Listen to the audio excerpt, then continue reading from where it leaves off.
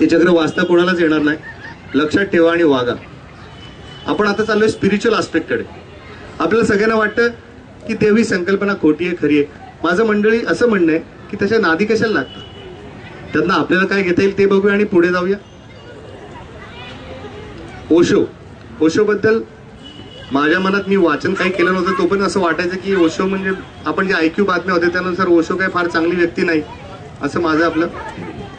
तर आमचे सासे काय करतात, मला दरवर्षी एका लेखकाची पुस्तकं भेट देतात. तर यावर्षी त्यांनी मला ओशोची पुस्तकं भेट दिली. आता त्या ओशोच्या पुस्तकामध्ये पहिलंच पुस्तक होतं संभोगातून समाधीकडे. आता माझी अशी एक पद्धत आहे की मी पुस्तकाला प्लास्टिकचं कव्हर घालतो आणि पुस्तक वाचून झाल्यावरच मी त्या वरच्या लायब्ररीत आमच्या नेऊन ठेवतो. आता पुस्तकाला कव्हर घालण्यासाठी ते पुस्तक माझ्या टेबलवर बाजूला प्लास्टिकचं कव्हर ठेवलेलं. मग तेवढ्यात 2 कॉलेजच्या मुली आत येत होत्या. मी म्हटलं आता जाऊन दे, त्यांनी जरी बघितलं की डॉक्टर तिथे बसून संभोगातनं समाधीकडे वाचतायत तर काय इम्प्रेशन राहील, म्हणून मी ते पुस्तक उलटं केलं. त्या मुली गेल्यानंतर पुस्तकाच्या बॅक साईडला आतल्या पुस्तकाची समरी असते. मग मी ती समरी वाचली आणि ती समरी वाचल्यानंतर त्यांची 13 पुस्तकं मी 15 दिवसात वाचली. त्याच्यावर त्यांनी असं लिहिलं होतं की संभोग म्हणजे काय आणि समाधी म्हणजे काय. एवढी समर्पक व्याख्या मला आजपर्यंत कुठल्याही पुस्तकात आणि एवढी सोपी व्याख्या कुठेही सापडली नाही. त्यांनी लिहिलं होतं संभोग म्हणजे स्वतःचं शरीर विसरायला जेव्हा दुसऱ्या शरीराची गरज पडते तेव्हा संभोग, आणि जेव्हा कुठल्याही शरीराचा आधार न घेता स्वतःच्या शरीराच्या पलीकडे जाता येतं तेव्हा ती समाधी. मंडळी, अशी समाधी त्यानंतर माझी रोज लागायला लागली. तुमच्यापैकी बरेच जण जप घेत असतील, नाव घेत असतील, ती सुद्धा एक प्रकारची समाधी आहे. तुम्हाला एखादा गोड पदार्थ असं धरून चालले, गुलाबजाम खूप आवडतं. आपण गुलाबजाम खातो तेव्हा आपल्याला खूप आनंद होतो. पण मंडळी, जर गुलाबजाम मध्ये आनंद आहे तर 40 खाल्ल्यानंतर पण यायला पाहिजे ना. म्हणजे आनंद गुलाबजाम खाण्यामध्ये नाही, गुलाबजाम खात असताना मनाची जी स्थिती होते ती आनंद. आता एक कल्पना करूया की हल्दीरामचा गुलाबजाम तुम्हाला खूप आवडतो. आता तुम्ही लग्नात गेलात, गुलाबजाम आवडते डिश आहे, गरम दिसला तर खायला पाहिजे, आयता मिळाला तर खूप छान वाटतो म्हणून तुम्ही तो घेतला आणि त्याचा तुकडा तोडलेला आहे आणि तुम्ही तोंडात टाकलेला आहे आणि तुम्ही म्हणता वाह काय गुलाबजाम आहे, अगदी हल्दीराम सारखा.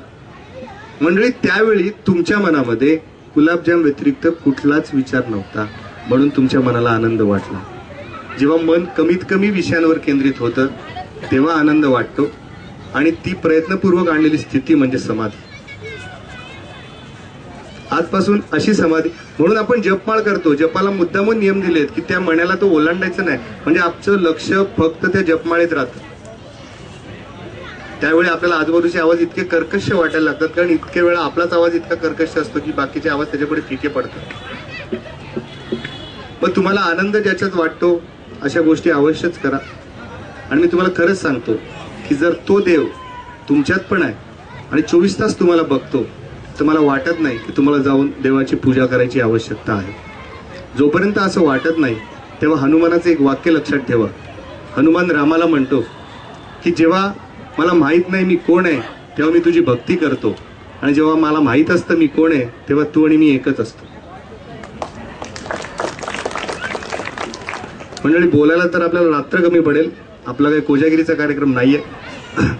मी हे शेवटचं व्हील काढले. आता मी जे काय बोललो ते आयुष्याच्या चक्रामध्ये फिट करून दाखवतो तुम्हाला, आणि तुमच्या लक्षात येईल की आयुष्य हा जर प्रवास असेल आणि हे जर चाक असेल, हे चाक जर गोल असेल तर आपण व्यवस्थित प्रवास करू शकू.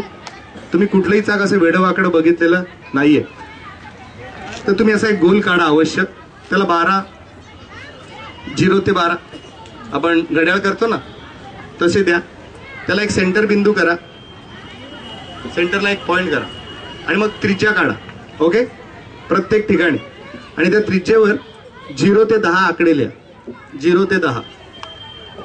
ओके, आणि आज प्रत्येकाने घरी जाऊन आपलं स्वतःचं अनालिसिस करायचंय या 12 पॉइंटला विचारात घेऊन की माझं जीवनाचं चक्र चाललंय तरी कसं, आणि मग मी निरोगी आहे का. तर पहिला आस्पेक्ट मी दिलाय फिजिकल आस्पेक्ट. मग आता मी जे काही फिजिकल बद्दल बोललो त्यानुसार तुम्ही स्वतःला पॉइंट द्या. 3, 4, 8, 10 जो तुमचा मनात येईल तो आकडा. बरोबर फिजिकलच्या विरुद्ध मी रेस्ट लिहिलेली. मग शरीराला जेवढी व्यायामाची गरज आहे ना आजच्या काळामध्ये विश्रामाची, आरामाची तेवढीच गरज आहे. तुमच्यापैकी जे लोक योगा करत असतील त्यांना माहिती आहे खूप सोपी आसनं असतात, एका आसनातनं दुसऱ्या आसनात जाता येतं, पण आपल्याला त्याच्यामध्ये आरामदायक स्थिती दिली जाते.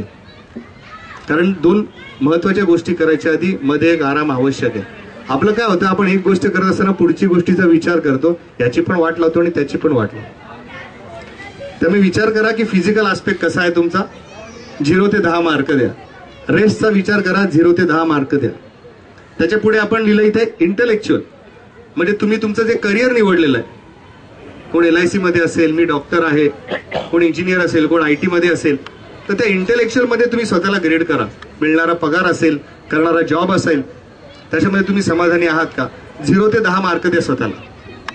त्याच्या पुढे आपण इंटेलेक्च्युअल आणि प्रोफेशन असं वेगळं ठेवले, कारण बरेच लोक इंटेलेक्च्युअल काम वेगळं करतात आणि त्यांचं प्रोफेशन वेगळं असतं. त्यांची आवड वेगळी, तुमचं प्रोफेशन वेगळं, त्यांचा विषयातला हातखंडा वेगळा, त्यांचं प्रोफेशन वेगळं. त्याच्या पुढे लिहिलंय आपण सगळं अर्थार्जनासाठी करतोय, फायनान्स. मग पैसा कितपत आहे, 0 ते 10 मार्क द्या. म्हणजे पुरेसा आहे, जास्त सेव्हिंग आहे, काय. त्याच्या पुढे मी लिहिलंय रिलेशनशिप, सगळ्यात महत्वाचं आहे, सगळ्यात महत्वाचं. तुमच्या लक्षात येईल तुम्ही उंबरठ्याच्या आत आणि बाहेर 2 ठिकाणी वेगळे वागता, कारण तिकडची रिलेशन वेगळी आहेत, इकडची वेगळी आहेत. जेव्हा सगळीकडची सेम होतात ना, आयुष्य सोपं होतं. रिलेशनशिपला मार्क द्या 0 ते 10. त्याच्या पुढे मी लिहिलंय आता रिलेशनशिप चांगली आहे आणि पैसा चांगला आहे, त्याच्या पुढे मी चॅरिटी लिहिली. तुम्हाला देणं आहे. नाना पाटेकरांनी आत्ताच एका इंटरव्ह्यू मध्ये सांगितलं होतं की देवानी फक्त 2 हात दिलेले आहे, 2 हात देऊन जर उरलेलं आहे, 2 हात भरलं, एवढं मिळालं म्हणजे पुरेसं आहे. त्याच्यापेक्षा जे जास्त आहे ते मातीत पडून माती मोलवण्याच्या आधी दुसऱ्याला द्यायला शिक. तर देणं तर आहेच, किती देता याला महत्व नाही, 1 रुपया पण चालेल, पण तो डेली, रोज. नंतर रेस्ट झालेला आहे. आता इकडनं खाली जाऊ, सोशल आस्पेक्ट. मी आत्ताच सांगितलं आपली सामाजिक जाणीव किती तीव्र आणि किती बोथट आहे ते प्रत्येकाने बघायचं. 0 ते 10 मार्क द्या. त्याच्या पुढे आपण लिहिलंय क्रिएटिव्हिटी आणि हॉबीज. तुम्ही बघाल बरेच लोक रुटीन खूप व्यस्त जगतात, पण ते आनंदी नसतात, कारण त्यांनी त्यांची आवड सोडून दिली. मला ना बासरी वाजवायची होती, मला ना डान्स करायचा होता, मला ना हे करायचं होतं. मग करा, मरायच्या आधी करा. क्रिएटिव्हिटी आणि हॉबीज याच्यासाठी स्वतःला जागा द्या. त्याच्या पुढे दिलेलं आहे मी प्रिन्सिपल्स, पर्सनल आणि सोशल. ज्या लोकांच्या आयुष्यामध्ये प्रिन्सिपल नाही ना, त्या लोकांचं आयुष्य चांगलं होऊ शकत नाही. मग काही सामाजिक प्रिन्सिपल तुम्ही फॉलो केली पाहिजेत आणि स्वतःची अशी प्रिन्सिपल पाहिजेत. मी असं म्हणत नाही पूर्वीची जी आहेत तीच चालू ठेवा, तुम्ही स्वतःची डेव्हलप करा आणि त्याच्याशी प्रामाणिक राहा, समाधान तुमच्याकडे येईल. समाधान आणि यश मधला बेसिक डिफरन्स लक्षात घ्या. यश म्हणजे जेव्हा लोक तुम्हाला ओळखतात, आणि समाधान म्हणजे जेव्हा तुम्ही स्वतःला ओळखता. स्वतःला ओळखायला शिका. पुढचं आहे बेसिक हॅपीनेस. हे बघा, जगात तुम्ही कुठल्याही पृथ्वी तलावर कुठल्याही ठिकाणी गेलात तरी बेसिक हॅपीनेस सेम आहे. 4 रिलेशनशिप पॉवरफुल बनवा. आई वडील, बायको किंवा नवरा आणि मुलं, ही 4 रिलेशनशिप ज्याला जमली त्याचा बेसिक हॅपीनेस जाग्यावर आला. आणि सगळ्यात शेवटी स्पिरिच्युअल ठेवलंय. मी शेवटी ठेवलंय, पण तो सगळ्याच्या बॅकग्राऊंडला आहे. जोपर्यंत तो नसेल तोपर्यंत त्यातलं कुठलंच चक्र व्यवस्थित जाणार नाही. तुम्ही प्रत्येकाने 0 ते 10 मार्क द्या आणि त्याप्रमाणे आयुष्य जगा. असं जगलात तर चाक खूप छान चालेल. आता शेवटचा मुद्दा मी इथे लिहून ठेवले. आता सगळ्यांना हे जमेल का मला माहित नाही, पण मग निदान काहीतरी करता येईल. कसं आहे माहितीये का, आपल्याला असं वाटतं ते डॉक्टर छान बोलले, पण आपल्या आयुष्यात काय जमणार नाही. मला असं लेक्चर द्यायचं नाही, कारण मला माहिती मी खूप छान बोलतो. प्रश्न आहे तुमचं आयुष्य काय बदललं. तर आपण ऐकूया की आठवड्यातनं 7 दिवसातनं मिनिमम 5 दिवस 30 मिनिटं एक्सरसाइज करायचीच मिनिमम. ठीक आहे. आजपासनं प्रत्येकाने अर्धा तास मिनिमम घाम इस्तोर एक्सरसाइज करायचा 5 वेळा. 4 वेळा प्लेजर. तुम्हाला ज्याच्यात आनंद वाटतो अशा गोष्टी अर्धा तास 4 वेळा तरी आठवड्यातनं झाल्या पाहिजे. मग ती तुमची आवडती सिरियल असेल, मैत्रिणीशी गप्पा असतील, मग एखाद्याला स्वेटर विणायला आवडत असेल, एखाद्याला पुस्तक वाचायला आवडत असेल, एखाद्याला बासरी वाजवायला आवडत असेल. जर तुम्ही आठवड्यातनं 4 वेळा ही वेळ स्वतःला देऊ शकलात तर तुमच्या चेहऱ्यावरचं हास्य दुसरं कोणीही हिरावून घेऊ शकणार नाही. स्टडीज म्हटलेले मी, तुम्ही ज्या विषयाला स्वतःचं प्रोफेशन बनवलेलं आहे त्याच्याबद्दल आठवड्यातनं 3दा स्वतःला अपडेट अवश्य करा, कारण नाहीतर तुम्ही आउटडेट होणार आहात आणि मग ते परत तुमचं चक्र डिस्टर्ब करणार आहे. त्याच्या पुढे मी म्हटले 2 एक्स्ट्रा करिक्युलर रीडिंग. मंडळी, ज्यांना लिहिता वाचता येतं त्यांनी आपल्या अभ्यासाव्यतिरिक्त 2दा तरी वाचन केलं पाहिजे. मग ते पेपर पण चालेल. पेपरमध्ये कृपा करून अग्रलेख वाचा, भविष्य वाचू नका. अचानक धनलाभ आजपर्यंत झालेला नाही. प्रेमाचे क्षण येतील, अजूनही आलेले नाहीत. आठवड्यातनं 1 किंवा 2 वेळा सेक्स झाला पाहिजे. आपल्या समाजामध्ये हे डिस्कस केलं जात नाही, आवश्यक आहे.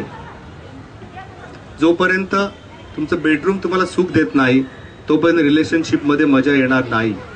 आणि असं धरून चालू की आपल्यापैकी सगळ्यांनाच काही सवयी चांगल्या नाहीत. सगळेच जण, तुम्ही आता डॉक्टर तुम्ही घरात असता जमता, आम्ही बाहेर जेवतो, कामाला जेवतो. तर आठवड्यातनं तुमची 3 जेवणं जर विचित्र असतील तर चालतील, बाकीची नका ठेवू. 14 पैकी 3 जेवणं अलाउड आहेत. दारू वाईट नाही म्हणणार मी, दारू प्या असंही म्हणणार नाही, पण जे पीत असतील ते जर 15 दिवसामध्ये 2 पेक्षा जास्त वेळा पीत असतील तर तुमच्या घराला आग लवकरच लागणार आहे समजा. कारण मंडळी, दारू पिऊन संपवली असा एकही माणूस नाही, दारूनी संपवली अशी अनेक माणसं माझ्या समोर आहेत. आणि निरोप घेताना एक शेवटची कविता सांगतो, ती मनातली हुरहुर आहे आणि आपल्या सगळ्यांच्या मनामध्ये हा तरुण आयुष्यभर जगला पाहिजे. हा एक प्रियकर आहे जो त्याच्या प्रियसीला सोडायला रेल्वे स्टेशनवर आलेला आहे, पण हिंमत नाही होत आय लव्ह यू बोलायची. हा निरोपाचं गाणं आहे. तो तिला निरोप द्यायला आलाय म्हणून मी इथे ठेवलेलं आहे. आणि जाताना एक वाक्य बोलणार आहे त्याच्यानंतर, म्हणून हे वाक्य इथे आणलेलं आहे, हे गाणं इथे ठेवलेलं आहे. आता इथे प्रत्येकाने आपली प्रेयसी बघायची गरज नाही. त्या प्रेयसीच्या रूपात तुमची हॉबी असेल, तुम्ही एखादं सोडलेलं डेस्टिनेशन असेल, आता तुम्ही स्वप्न सोडून दिलं असेल तिथे जायची, आता मी धावू शकणार नाही, आता मी जिम मध्ये जाऊ शकणार नाही, आता मी गाऊ शकणार नाही, ती तुमच्यासाठी ती तुमची प्रेयसी आहे असं समजा.